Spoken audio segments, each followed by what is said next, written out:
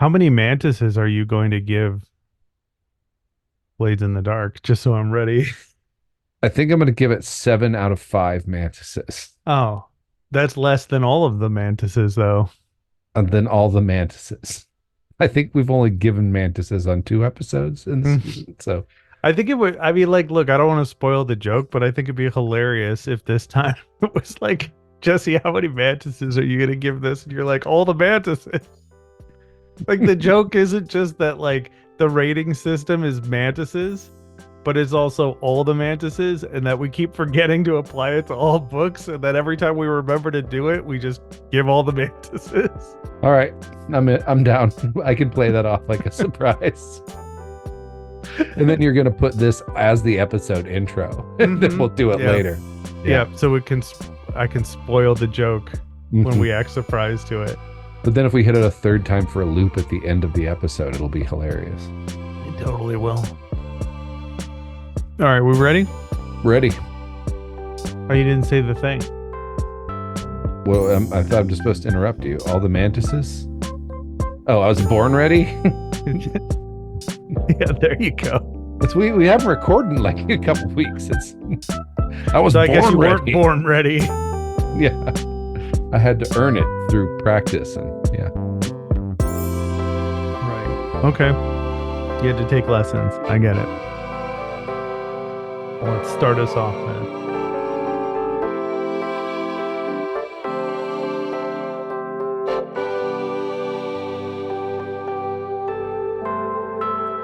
Welcome, welcome, and well met. This is the Jaunty Mantis, a podcast about tabletop role-playing games. I am one of your co-hosts, Maddie, and with me is the co-host other than me is Jesse.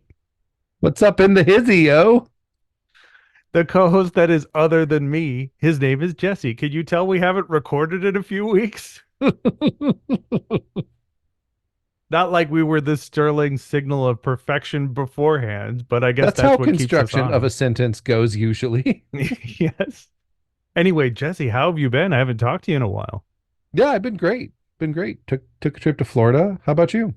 I did not take a trip to Florida, and I have not been great, but otherwise, it's an honor and a privilege to talk to you today because I missed you, and I can't wait to talk about today's book, which is Blades in the Dark.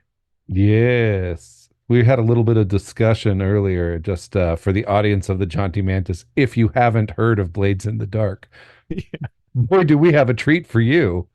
Right. The industry changing independent role playing game Blades in the Dark, the killer of Fate Core, the slayer of all things unholy in the gaming space, the great unifier, The thing that took the shine off of Apocalypse World and all the Powered by the Apocalypse games. the great clockmaker.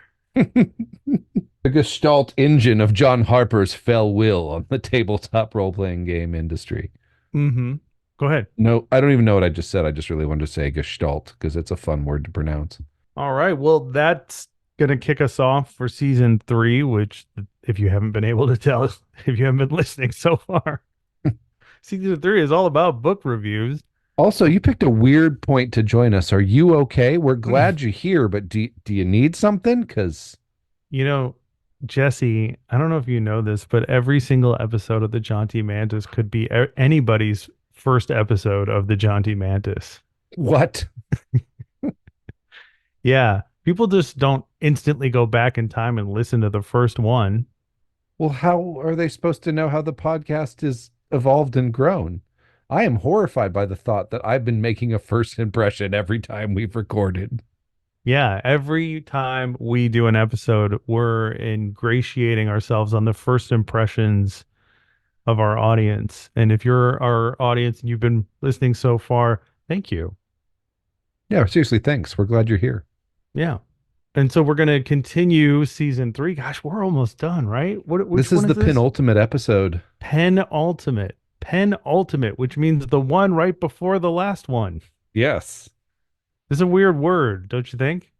It is a word that I try to use as often as possible because there's not a lot of situations Yeah. where you can use it, unless The next time I say it will tragically be the last. And then this time was the penultimate time that I said. Do you ever use it with your children, or are you always like, well, I'll be having the penultimate French fry, and then you grab it right out of your kid's hands and eat it? I think you very much know I do that. I think I mean, I know, but does the listener know? I think everyone who knows me in real life knows that I have been terrible at what is it called? Oh, I used to know this because of my job. Um, oh, there's a smotherese. There's a word for it when you like lower your vocabulary and diction for talking to a children so they can understand the message. Hmm. I don't do that very well, and so I do say things like, "Ah, I think I will be having the penultimate hash brown." But Yes. then Yes. my kids say stuff like that back to me, and it makes it worth it. Hmm. Yep. Yep. And listener, it's worth it that you've joined us for this episode because it's Blades in the Dark for our penultimate episode. Blades in the Dark. Jesse, we have a workflow, we have a book review flow that we're going to follow. We start with a brief overview. We talk about why this book matters, what you do in this game, why it's cool, and what the aha moment is. So, why don't you give us a brief overview of Blades in the Dark? Sure. Blades in the Dark is the game of scoundrels or crews engaged in criminal enterprise in a ghost haunted city in a land of eternal night. Um, it is always nighttime. It is always dark. The city is called Duskval. The PCs are a group of criminals. There's a couple different types of groups of criminals you can be, and they basically do heists to try and stash away enough wealth to retire in success, and also advance their personal goals in this diverse and teeming underworld. It's Peaky Blinders Mm-hmm. meets Dark City with a Mm-hmm. lot of Yeah, that's a ghosts. great. Yeah, that's a great example. Yeah. I think the setting is a huge component of the success of Blades in the Dark. Not just is the powered by the apocalypse system utterly amazing, and not just is the Blades in the Dark version of it is amazing, and it's a very well written book. The clock system that they popularized in the book is really cool as well. But the setting gives you, as the player, a certain amount of license to kind of not necessarily be a bad guy, but be a bad guy. I mean, you know what I mean? Like you're playing a crew that runs jobs and steals from people or kills people or, whatever the case may be. And the setting is like, look, this is a dark world of despair. Like they only have really one source of food. It's fungus and eels, actually. Yeah, like this is a world that's like, yeah, this is kind of it. Like if you don't play along with the idea, like you're doing it wrong, right? So I think that's a big I think that's just as important as the game itself. Yeah, just put on the soundtrack for one of them Robert Downey Jr. Sherlock Holmes movies and go. Is there anything else for the brief overview? Oh, here's a fun fact I heard that the world of Duskval and like the eternal or the immortal emperor that rules a city far away, and the whole reason why there's no sun and it's dark all the time, and the ink black seas reflect strange constellations not visible in the sky, and ghosts there's no boundary between the land of the living and the dead, so they have to use demon whale oil to power great arc light barriers that keep ghosts out of the city. I don't know if you can tell, I have a lot of respect for the moody atmosphere of this game. But all of this is like the aftermath of an OSR style game that this it's John Yeah. Harper, right? Oh yeah. I don't know. You tell me. Oh, okay. The author's OSR style game. I'm gonna have to look that up. Hmm. Well, give us a brief overview of the apocalypse, powered by the apocalypse system as well, because that plays a huge part in why this game, Well, you this know, is this is the Forged in the Dark system. It is different. okay. What is the base So powered by the apocalypse system, and how does it differ from the Forged in the Dark system? sure, the Powered by Apocalypse system, their main conflict resolution is you're going to roll 2d6, and you're going to basically consult that with a chart of where basically 10, 11, 12 is six, or 11, 12 is success, 7 through 10 is success with a complication, and 1 through 6 is a fail. So anytime you're going to roll something, you're going to roll basically a stat, and you're going to add your stat bonus, usually a 1, a 2, maybe a 3, and then add that to 2d6 and see where you fall on that chart. Forged in the Dark games use a creating a pool of d6s, and you roll, and then you're looking for a six. You're just taking the highest die and then doing the kind of the same thing. A six is a success. A four and a five is a success with a complication. One, two, and three is you're kind of screwed. Hmm.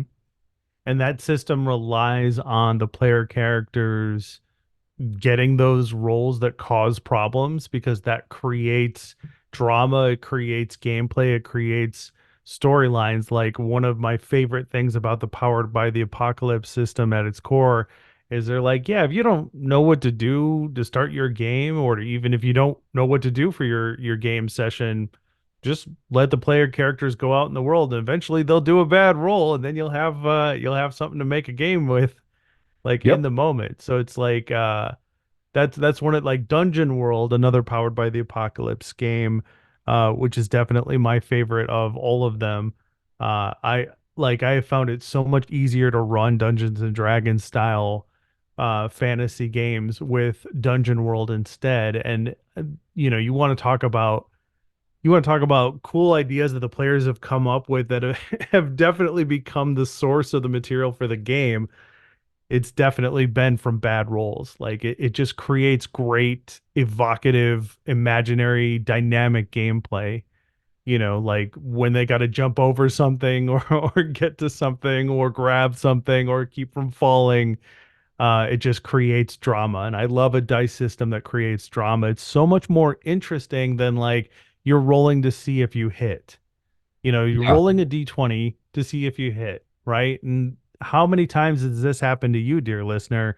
Combat has extended on and gotten to a certain point where, you know, instead of describing every evocative combat move your character is doing, which is all good and great, things have kind of worn on for a bit too long. And it's like, well, you rolled, you missed, or you hit, and then it's next person's turn, next person's turn. And that's basically how it's going round by round. And the beauty of the Powered by the Apocalypse system is in combat, when you miss, like it makes combat more interesting just by the way that the system works. I was in Florida. I actually ran a game of Trophy Gold. Oh, Uh, nice. yeah, just a one shot. And one of the things that happened in a combat, a roll was failed, or there was a consequence of the roll, and basically they were fighting a ghoul, and so it bit two of the player characters' fingers off. Like, Nice. because you're allowed to go real hard in Trophy, Yeah. even Trophy Gold. And I kept being like, guys, this is the one you're supposed to survive. It's blowing my mind. That's right. That's right. Because we reviewed Trophy Dark earlier in this season, and that's the Death Spiral game. So Trophy Gold is the one where you're actually supposed to make it through. Not supposed to, can. Oh, that is a possibility to make it through. Yeah. Yeah. Yeah. For sure. For sure. So yeah, but that sort of rule with a pool of d6s, sixes are you did it, good job. Like there's the oh you did it, but something bad happens, or there's a Mm-hmm. complication, or then like oh you're just fucked.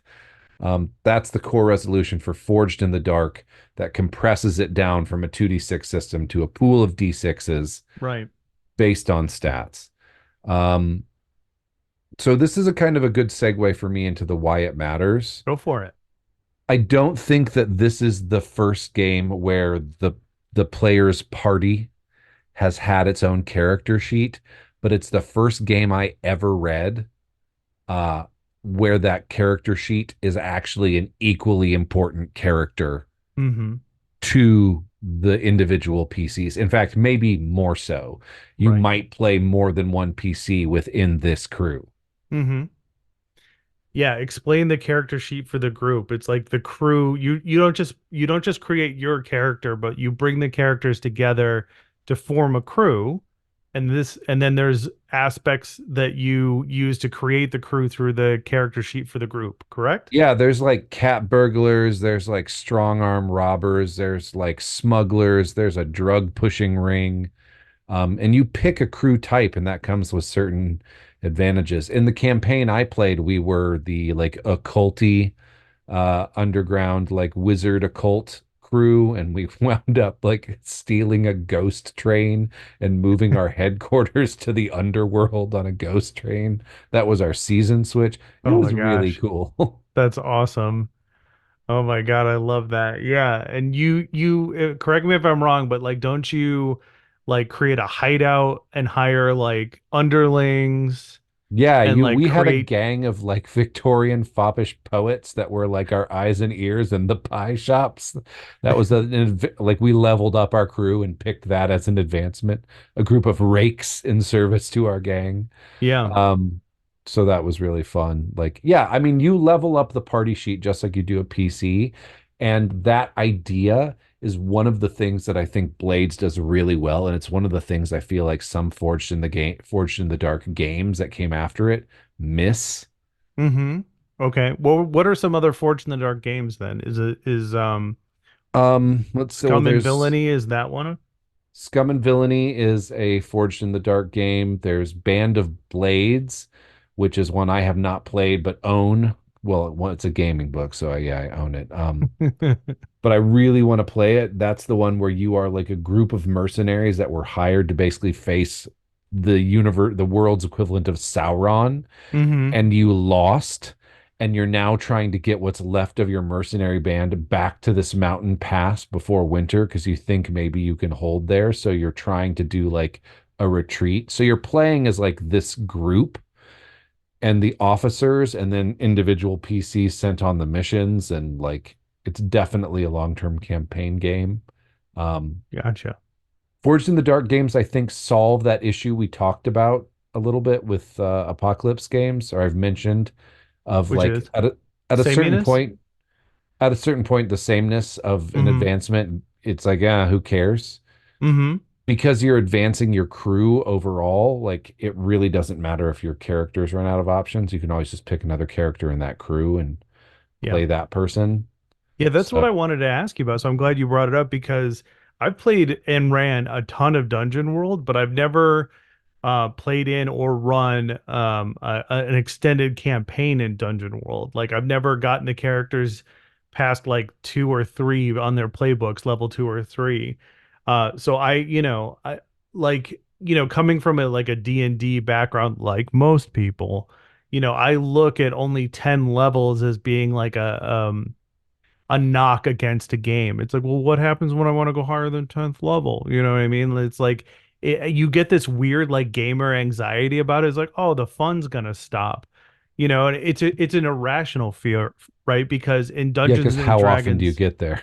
Like, exactly, right? That's a common problem that D&D has, is that like if you believe people online who have the statistics behind this, there's a lot of commotion about how the average D&D group like starts to bottom out around level 7 to 10. So it's like, I mean, granted, getting 10 levels in D&D is different than 10 levels in other games, but it is an irrational fear of mine that I'm like, oh, well, the cipher system only goes up to 6 tiers. Well, that can't be right, but yeah, but that's like the way that game levels up, that's like 30 levels. right, Like, exactly. Yes.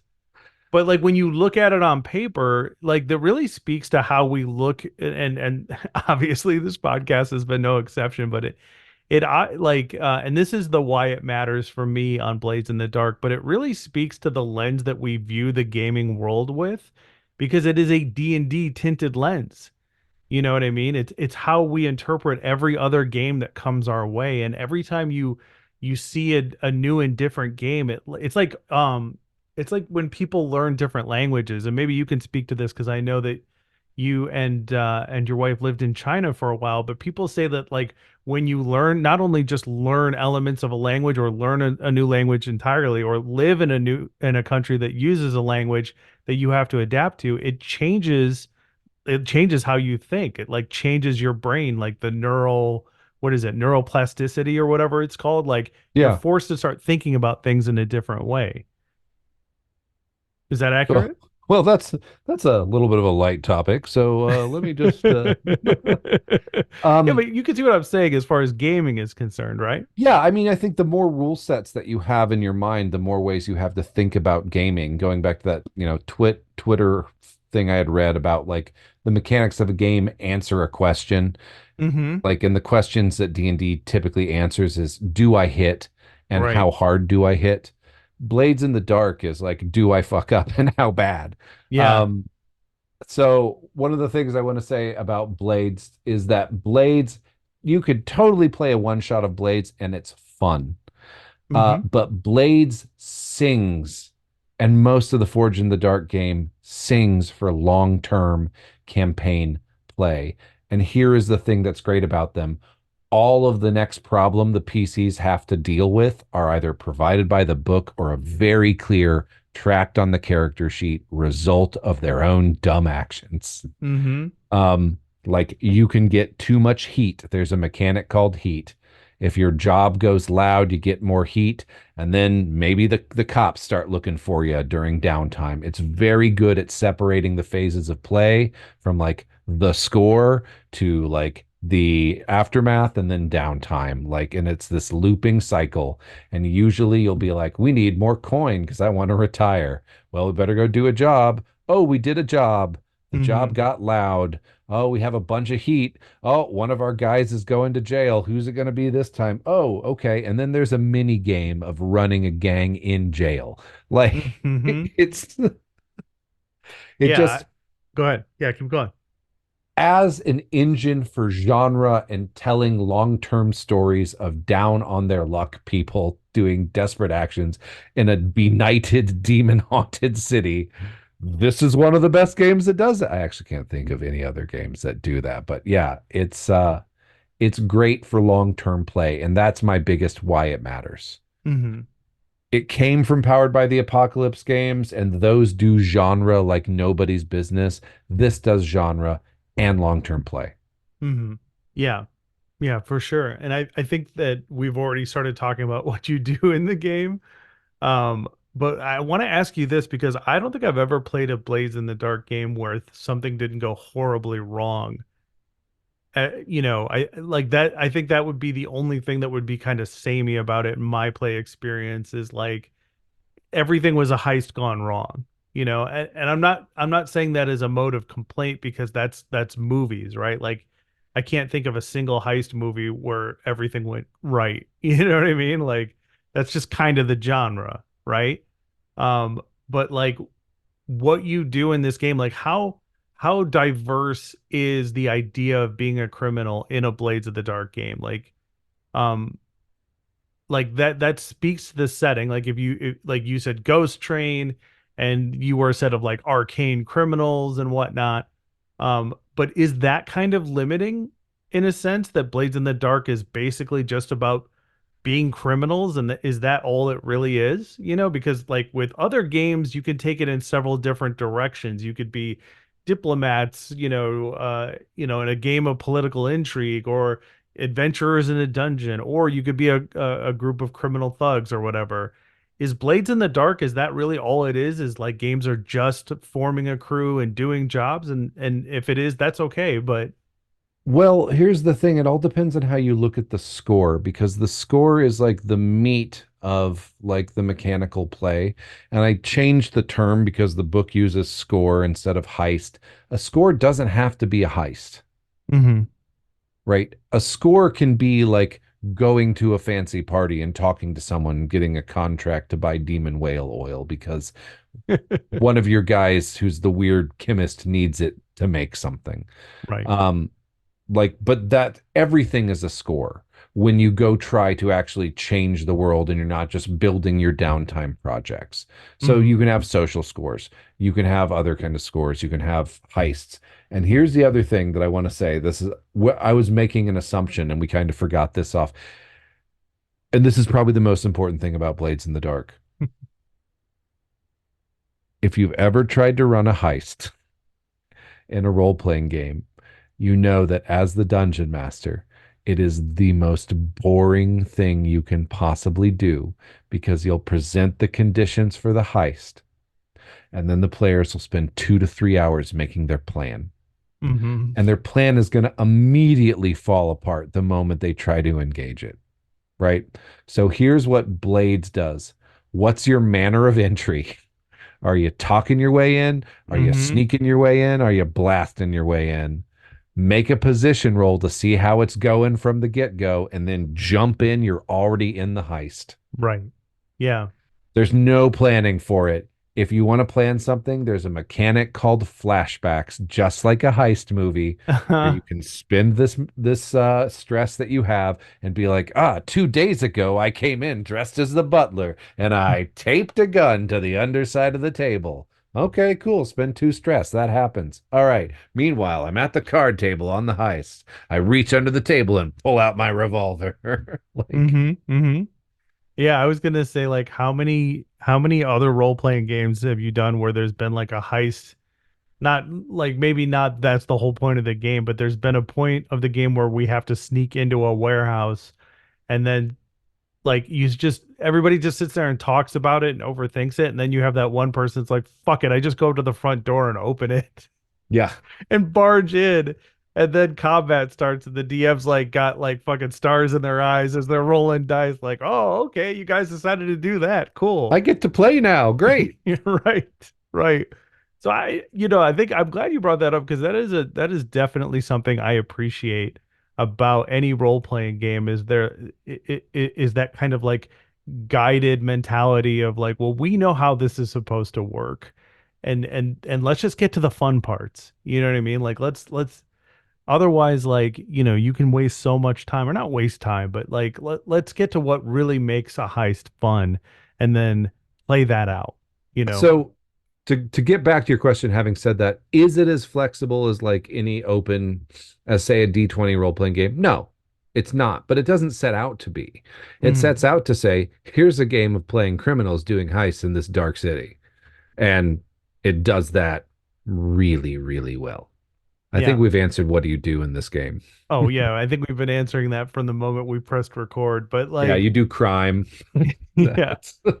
I mean, if you really wanted to get basic with it, you could just set up a standard Dungeons and Dragons style of adventure and just follow the core flow of playing this game as if it was a heist game. Yeah, You know what that's I the mean? Like, score. yeah, you just set all those rules, you're just terming them differently and setting different kinds of expectations, right? If the player characters were to go into a dungeon to go get the fucking MacGuffin because the thing is going to happen and the mayor wanted them to, like you could handle that all through Blades in the Dark's style of rules. Yeah, and you'd be like, what's your manner of entry? Okay, roll to see how it went. You rolled a one. Okay, we'll start with you having set off the first trap. Right. Um, Yeah. So I mean it's limited only by your imagination, Jesse. But I'm glad that it is so very specific though.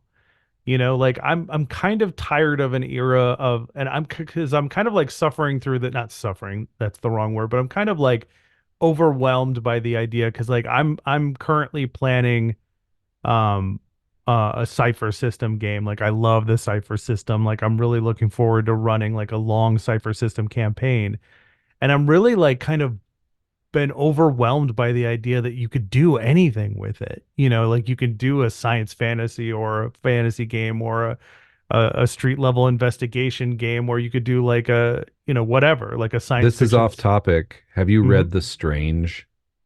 Oh, The Strange. I just got it. Yes. Okay. I have read it before, but I just got the PDF for it. You gifted me The Strange in hardbound edition, and it's somewhere in my storage locker. I don't know where it is, but I Because just downloaded the PDF. that's the one that lets you within Yeah. the same campaign Yeah, with do the it all. recursions. Yeah. Yes. Mm-hmm. Yeah, yeah, for sure. So I can definitely appreciate games that are like, no, this is a heist game. You could certainly do non-heist oriented play with it. This is a heist game. We're gonna do this thing and we're gonna do it really, really, really well. So I do That's appreciate that. and that's the core. I think a lot of the Forged in the Dark games have taken away. Legacy Life Among the Ruins is one of the ones that most abstracts from Forged in the Dark, but calls itself Forged in the Dark, where you play groups of survivors of some sort of apocalypse over generations. Okay. Like it is the legacy Life Among the Ruins, and there's a mod for that called the Castle, where you play like it's Castlevania that shows up every 100 years or so, and you play the generations of hunters going into the castle to Oh, try and stop nice. Dracula. It's badass. Uh-huh. I think that was just a Kickstarter reward for Oh, like wow. the original one.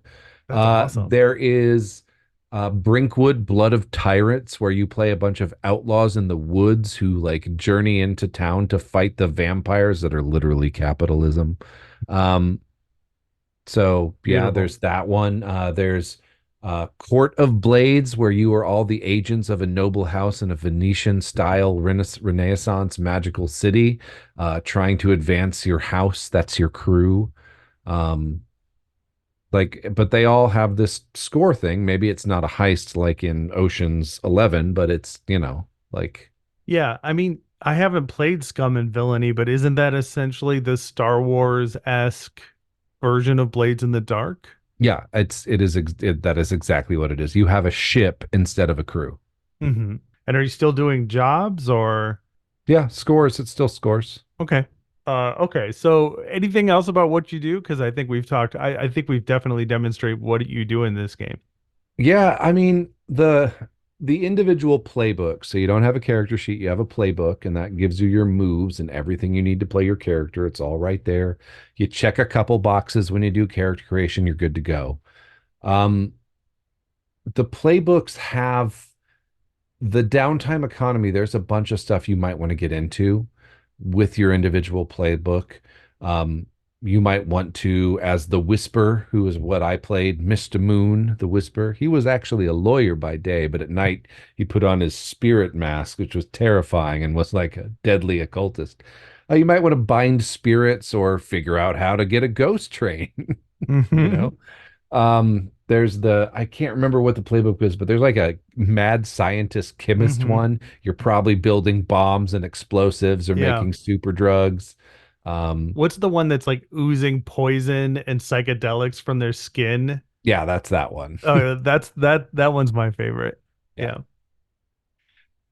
Yeah. So yeah, you depending on what your playbook is, like there's stuff you want to do with your downtime actions, whether that's just to stockpile some coin, to clear some heat, to talk to your family. So that's two, but the core loop is score, consequence, downtime.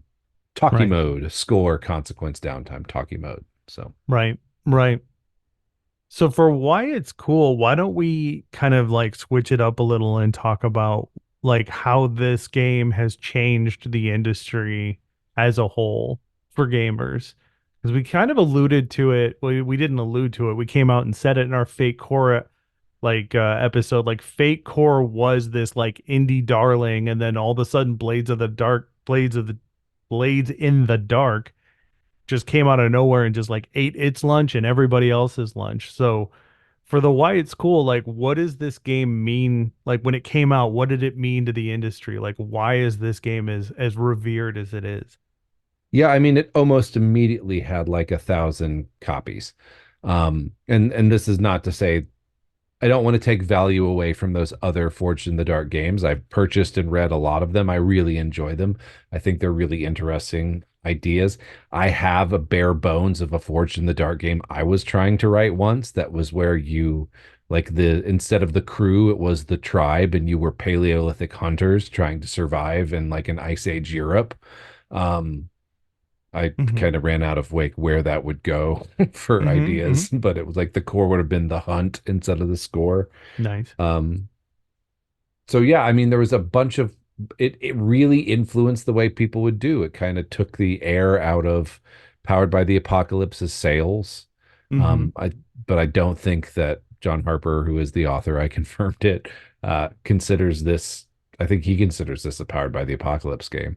Hmm. But that now there's Forged in the Dark that came after it. So Yeah. um And Rich Ronaldo, friend of the show, cites Blades in the Dark as a direct inspiration for Velvet Generation.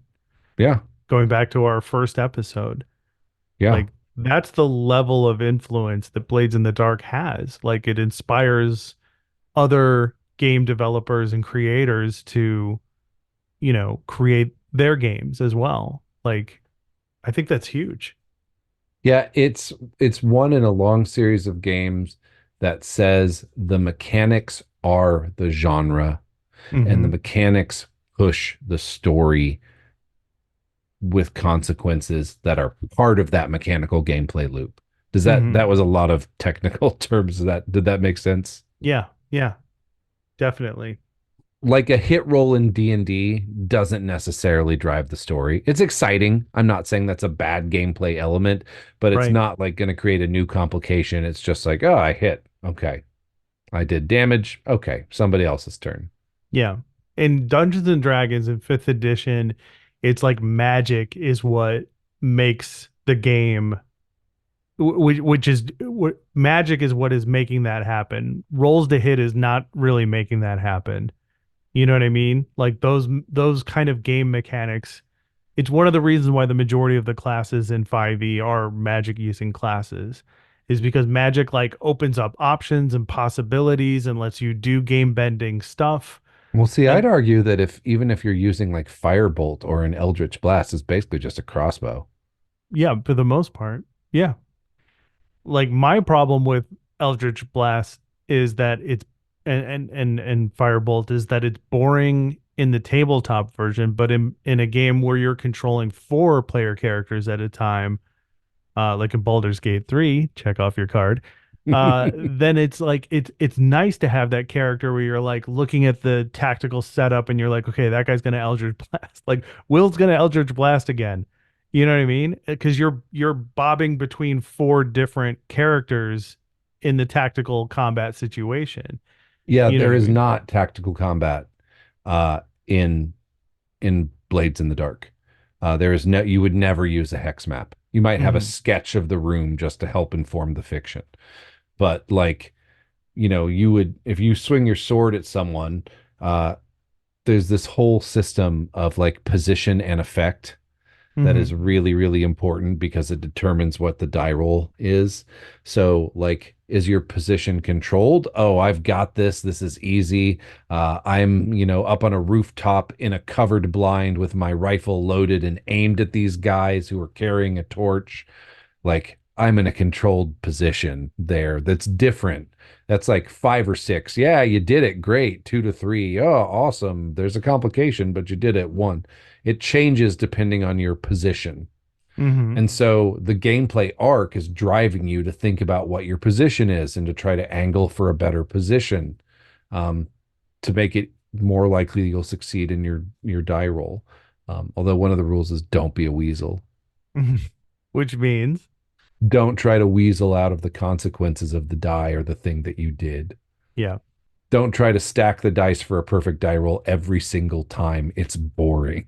Yeah, yeah, and it's like accepting the consequences of I'm not going to say failure because these games aren't really giving you failure as a mechanic because even when you don't make the roll like when you swing to when you go to hit in D&D and you miss, you did not hit when you went to go to attack. I look at it differently for like Blades in the Dark and Powered by the Apocalypse system because it's like getting the bad roll just makes the game more interesting. It's Yeah, not a and this is one failure. of the things that you can do narratively as the person running the game, but I will say it requires more creativity. Hmm. However, some good advice for this game is to not feel that you're the one who's responsible for all of Exactly. that. I'm If glad you someone's brought going that to up. do something, you and you've got no idea, throw it to the table. Be like, who's got a good idea of a complication that occurs? What are the stakes of messing up at this? I need some help. What do you guys think? Oh, blah Hmm. blah blah. So like a misroll in Blades in the Dark could be like you actually did hit them, but you hit them in a way that pushed them across the ward line that was keeping this demonic artifact bound. And Right. now that thing's free. Hmm. Congrats. Like, Yeah.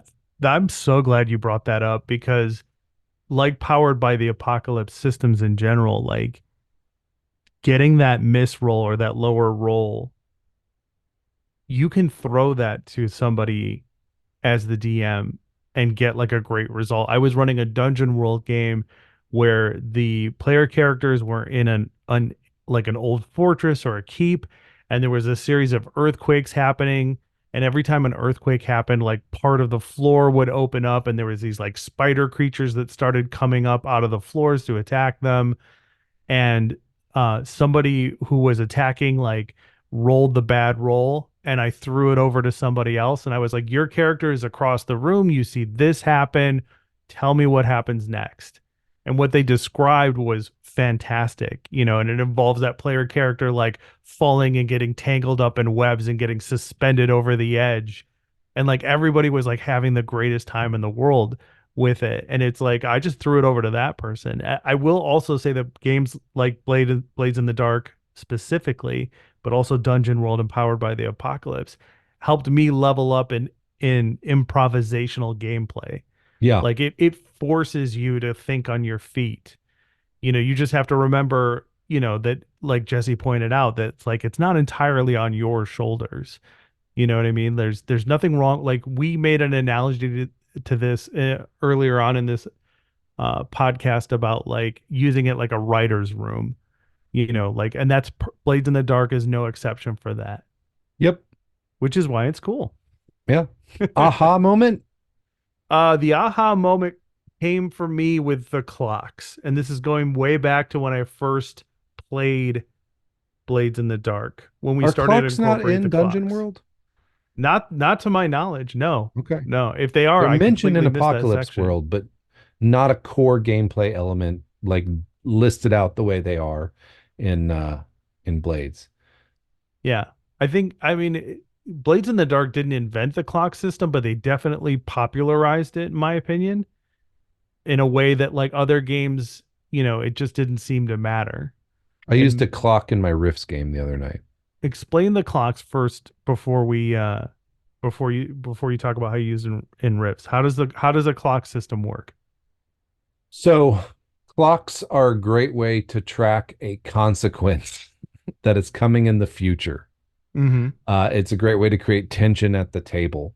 So the clock that I used, and this was in Blades, it was Riffs, but I was like, okay, the setting up to create some dramatic tension, we're going to start. You have found this vampire's nest in this cave in the side of this quarry. It is 45 minutes till sundown. If you get in and find where they're layering quick enough, you can get in some surprise before they wake up. So I had a clock that I had set up with had 6 segments. And then every time they dawdled or did something that would take time, I'd check the clock. And like when it hit 6, it was going to be the vampires are fully awake and they hear you and they're ready for you. Mm-hmm. Um, but then they set off like a trip mine that made a loud explosion and woke the vampires up. So it didn't matter in the end. But yeah, that's what a clock's for. You're infiltrating a prison. The guards have an alert clock, you know, and whenever somebody like messes up a roll or the roll comes out, like with there's a consequence, like you fill in some boxes on that clock, you get closer to, the guards being on alert. And then the narrative consequences follow from there. Yeah. And in the first Blades in the Dark game that I played in, I don't remember exactly the circumstances around it, but we brought in clocks like almost immediately. And for whatever reason, that was like the gateway drug to the rest of Blades in the Dark. Like, I don't know how to explain it. It's like it was that point that changed my line of thinking about what this game is and what we can do with it. Yep. Just by adding that element. It works so fucking well in Blades in the Dark. So that's what the aha moment was for me. It was like I had read the playbooks, I made a character, we had started a game, a clock happened, and I was like, oh, okay. Like I get it. Yeah, all right. Yeah, here we are. So that has to be my aha moment. Cool. Yeah, I think mine was just the description of like um, how the flashbacks worked, like burning your stress, which is your sort of hit points, like resource in order to like describe a setup that you did to give yourself basically better position, controlled, risky, whatever, or better effect because you planned for this Mm-hmm. without having planned for this, and you set that up. I think one of the things, this is just a little afterthought. That's my aha moment, was just how to do a heist without taking 3 hours of game time to Yeah. plan it. I was like, oh, Yeah. this is great. Heists are fun now in Mm-hmm. RPGs. Mm-hmm. Um, One thing that I was going to say that I think I didn't necessarily really get as a player or do particularly well is resisting consequences. Okay. So if you don't like the consequence that's happening, you can make a roll to resist the consequence. And the difference on that die between 6 and whatever you rolled is how many stress you lose. But then you don't have to suffer that consequence, and you narrate how it misses you. The shot misses. The guards, run down the other hallway. Like something like that happens, but it's risky and it uses your resources. So Right on. yeah. Yeah. Well So done. buy Blades in the Dark from Evil Hat Games. Right. Yes. Blaze in the Dark. I mean, you can't really do a book review series without talking about Blades in the Dark, I think. We'll definitely do more book reviews in the future so that Jesse can try to use it as a way to get, you know, testing or preview copies of free material from the industry. Again, though, as we said, we did not get free stuff for any of these. That's true. All of the books we've discussed in season 3, just like in season 2 with Kevin Crawford's books, we paid for it with our own money because we believe in these books, we love them, and we want to support the people who make them. And so that's the recommendation we have for this book and any other gaming book we've talked about this season. Even Troika is go out and buy it. All the mantises. Yes, yes, Jesse, you've surprised me with that comment. How many mantises are you going to give Blades of the Dark? This rating system we keep forgetting to implement like All every of the 3 episodes. mantises. All of the mantises. Big shocker. I'm also going to give this one all the mantises. I do want to say, as we're on our way out on this episode, um, not for any particular reason other than interest, I do feel that Forge in the Dark games did sort of have a darling of the moment, and that moment is now past and on the way Oh, out. really? Maybe the algorithm has changed, but I get a lot of advertisements for Kickstarters for Mm-hmm. role-playing games. I don't know Mm-hmm. why. I mean, I can't imagine why a computer would think I would want to see one of those. But I'm not seeing very much Forged in the Dark stuff these days Mhm. So anymore. you I think think it's run its actually course? Velvet Generation was the last thing attached to Forged in the Dark that I kickstarted, and that was Oh, wow. pre-pandemic, Mm-hmm. because that book took forever to come out. Shots fired, Rich Ronaldo, friend of the show. Um, so yeah, what I am mostly seeing now is OSR, Morkborg, Mm-hmm. Shadow Dark compatible, like lots of tables, lots of grim medieval fantasy. That's what's having the moment now. And it's about setting, it's about style, and it's not necessarily about mechanics. I live, laugh, love that for the gaming industry because it means it's healthy. I would hate for us to be stuck in any one thing for too long. Jesse, anything else you'd like to say about Blades in the Dark or whatever? Uh, I have had a blast running this game. I've had a blast playing this game. It's a great game for long-term campaigns, and I have so many books that came after it that I want to play too. Yeah. And listener, if you have any great input on Blades of the Dark, Powered by the Apocalypse, or any other books that we've talked about in season 3, you could probably reach out to us through something like email. Jesse, do we have an email address? We do. It's jauntymantis@gmail.com. Yes, yes. And there are so many emails in this inbox just waiting for us to go through them in a mailbag style extravaganza. So I just ask that you keep it brief when you write us, because I know you will. I know you will. Someday. Someday. Seriously, please, listeners at home, please write us, because we're nearing the end of this season. We got to do something next, and you know, We'll it's figure hard. something out. We will. We will. Yeah. And there's some social media involved too. Blah, blah, blah. Jawanti Mantis on X or Twitter or whatever. I'm sure there's a Threads account or something like that. Maybe a Blue Sky or a Mastodon instance of some sort. I don't know. Jesse does all that. I just assume it's happening behind the scenes. I did it, but then I lost interest because, you know. Social media sucks. Yes, yes. We'll get out there and ghost through the night-haunted streets of Duskfall or some shit. That's right. Get out there and play some fucking role-playing games or whatever and some shit. You filthy animals.